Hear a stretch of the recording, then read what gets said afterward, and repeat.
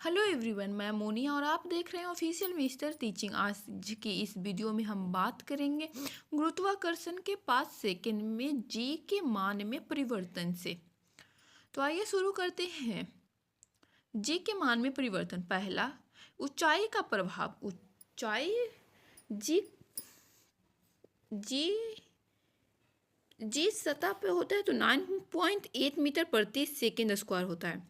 वही फार्मूला जी डैश बराबर जी 1-2h/r/e solve करने पे जी डैश बराबर जी 1 बराबर 9.8 मीटर प्रति सेकेंड स्क्वायर।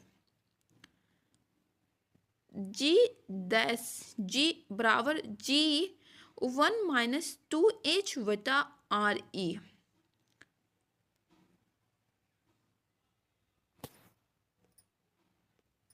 जी का मान ऊंचाई के साथ साथ घटता जाता है तथा यह पृथ्वी की सतह से 32 किलोमीटर की ऊंचाई पर शून्य हो जाता है। जी के मान में परिवर्तन। गहराई का प्रभाव।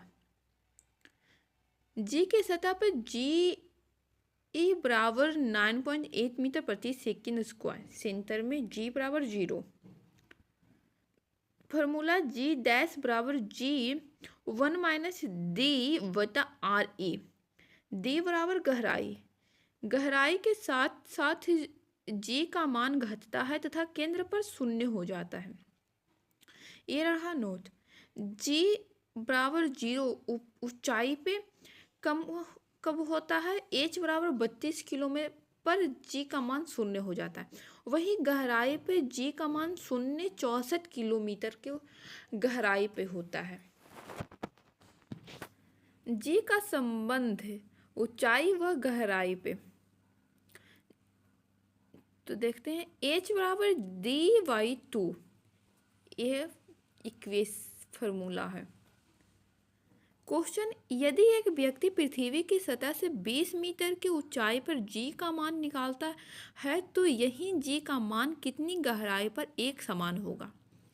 तो 2h बराबर दी 2 इंटू 20 बराबर दी, तो डी बराबर 40 मीटर गहराई पे जी का मान समान होगा। आकार का प्रभाव। जी बराबर GME/RE का स्क्वायर। जी पोल पे अधिकतम, जी इक्वेटर पे न्यूनतम, जी सेंटर पे 0। घूर्णन का प्रभाव। जी का मान किसी भी कारण से ध्रुवों पर नहीं बदल सकता। फॉर्मूला जी डैश बराबर G-RE omega square cos square theta. यदि पृथ्वी रुक जाए, ओमेगा बराबर 0, जी डैश बराबर G-1, जी डैश इक्वेटर पे जी 9.8 मीटर प्रति सेकेंड स्क्वायर। सेकेंड, यदि पृथ्वी घूर्णन दर को बढ़ा दे तो भूमध्य पर जी का मान में कमी आ जाएगी। जी डैश बराबर G-RE omega square cos square theta. Omega को इंक्रीज बढ़ा रही है तो जी डैश 9.8 से बढ़ जाएगा। घूर्णन का प्रभाव।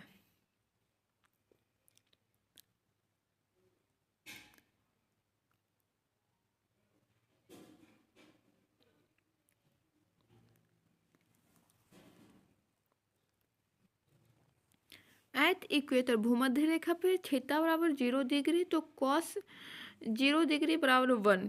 तो फॉर्मूला रख के ये सोल्व होता है। जी डैश इक्वेटर 9.8 से बड़ा होगा। वहीं ध्रुव पे थीटा बराबर 90 डिग्री तो कॉस 90 डिग्री का मान 0 होता है तो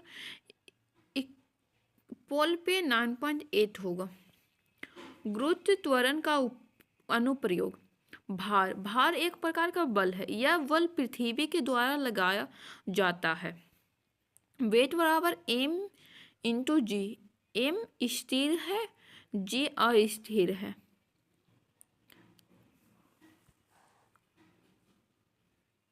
चंद्रमा का गुरुत्व त्वरण पृथ्वी की तुलना में 1/6 है।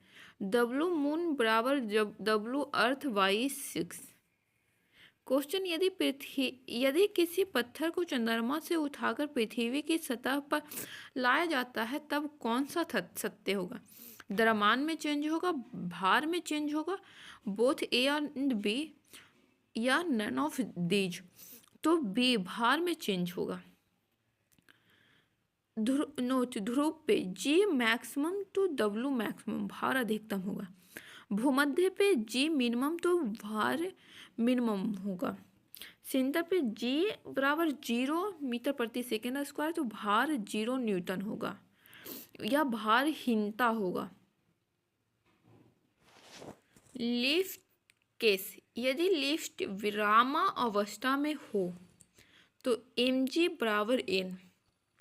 सेकेंड, यदि लिफ्ट ऊपर की ओर त्वरित हो रही हो तो n बराबर m a plus m g, तो n बराबर एम ए प्लस ए जी।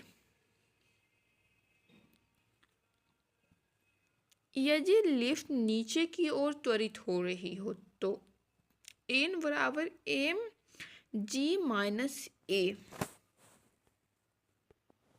यदि लिफ्ट की रस्सी टूट जाए तो मुक्त पतन ए बराबर जी, एन बराबर 0, भारहीनता। क्वेश्चन, यदि किसी वस्तु का भार लिफ्ट में लिफ्ट के त्वरण पर निर्भर करता है, एक समान चाल ए बराबर 0, तो भार 0 नहीं होगा, कांस्टेंट नहीं होगा, स्थिर। केस नंबर 5, यदि लिफ्ट में उत्पन्न त्वरण G से अधिक हो जाए तो लिफ्ट नीचे की ओर आ रही हो तो n बराबर एम जी माइनस ए, तो n वहीं निगेटिव में होगा, भार ऋणात्मक होगा। किसी व्यक्ति को लिफ्ट के छत से टकराने का आभास होगा। ये रहा पूरा नोट। लिफ्ट रेस्ट में है तो पहला, लिफ्ट रेस्ट विरामा में है तो n बराबर एम जी।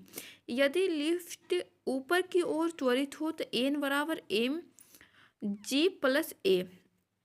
यदि लिफ्ट नीचे की ओर हो तो n बराबर एम इंटू जी माइनस ए। यदि लिफ्ट की रस्सी टूटने पे तो n बराबर एम इंटू जी माइनस ए। भारहीनता n 0 हो जाएगा। यदि लिफ्ट नीचे की ओर त्वरित हो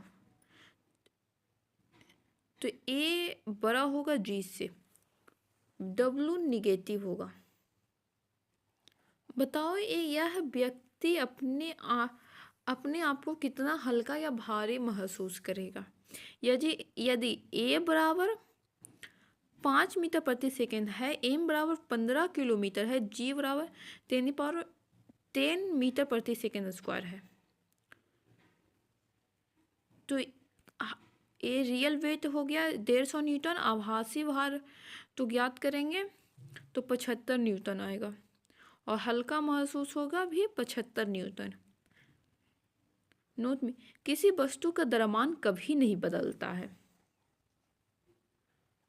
तो गुरुत्वाकर्षण का चैप्टर कंप्लीट हुआ। Thank you. अगर वीडियो पसंद आए तो लाइक करें, सब्सक्राइब करें और शेयर जरूर करें।